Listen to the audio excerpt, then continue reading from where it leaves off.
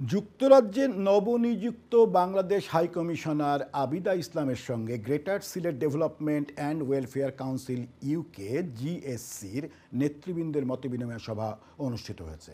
সোমবার লন্ডনে বাংলাদেশ দূতাবাস কার্যালয়ে এ সভা অনুষ্ঠিত হয়। সভায় জিএসসি নেতারা গত ৩০ বছরে কমিউনিটি উন্নয়নে সংস্থার অবদান তুলে ধরেন। ব্রিটেনে বসবাসরত বাংলাদেশি কমিউনিটির বিভিন্ন সমস্যা ও চ্যালেঞ্জ নিয়ে আলোচনা করেন।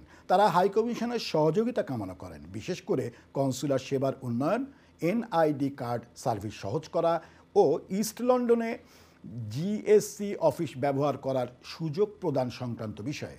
হাইকমিশনার আবিদা ইসলাম জিএসসির কার্যক্রমের প্রশংসা করেন, আশ্বাস দেন তাদের উন্নয়নমূলক কর্মকাণ্ডে সর্বাত্মক সহযোগিতার।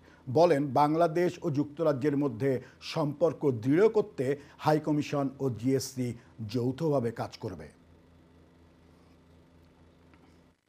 তাদের ব্যাপারে বাচ্চারা ব্রিটিশ পাসপোর্টের যে নো ভিসার ফিটা যাতে ইমিডিয়েট সরকারের সঙ্গে যোগাযোগ করে কমিয়ে আনা যায়, কারণ এদের বাচ্চাদের পাসপোর্টটা 5 বছরের, আর হয়তো বড়দের তো 10 বছরের পাসপোর্ট থাকে।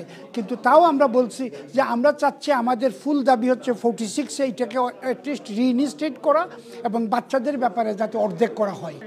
সাক্ষাৎ হয়েছে, ওনাদের বিভিন্ন সমস্যার কথা তুলে ধরেছেন, বিভিন্ন সাজেশনও দিয়েছেন। তা আমরা আশা করি সামনে একসাথে আমরা এর কতখানি বাস্তবায়ন করতে পারি সেই জিনিসটা আমরা লক্ষ্য রাখব।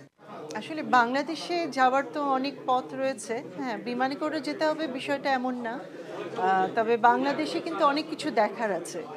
শুধুমাত্র টাকার জন্য যদি হয় তাহলে এটা খুব দুঃখজনক, কারণ বাংলাদেশে কিন্তু বিশাল সমুদ্র বীচ রয়েছে, আপনার সুন্দরবন আছে।